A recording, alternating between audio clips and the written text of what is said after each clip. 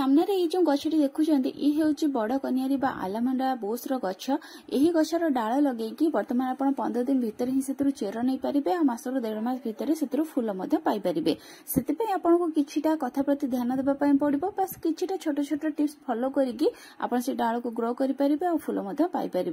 प्रथम तो जो आप गचर किछिटा डाल काटुंट सब टीपर डाल ही काटतु। टीपर डाल में बहुत जल्दी फूल आसी था और चेर बहुत जल्दी ही आसी था।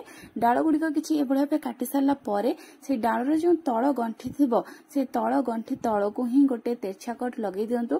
तेरछा कट लगेवा द्वारा आपणकर जो डाल थी खराब होबार चांस कम थाए और से चेर आसबार संभावना अधिक रही है। यह सहित जहाँ भी सब एक्सट्रा पत्र थी सब काढ़ीदेवे। ऊपर टेप्रे बस गोटे दुईटा पत्र रखिए। कड़ फूल आसते काढ़ीदेवे।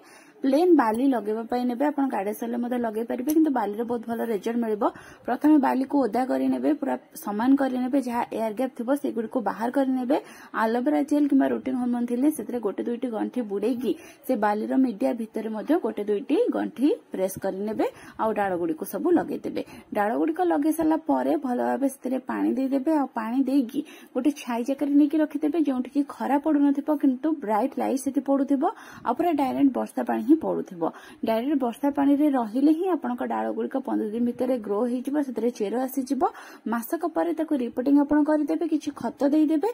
देखिए 1.5 मास भितर से फूल पाइपर।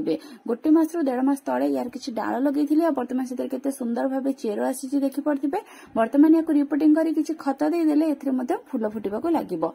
डिटेल वीडियो ए विषय देखिए चाहते तले लिंक अच्छी देखिपारे क्लिक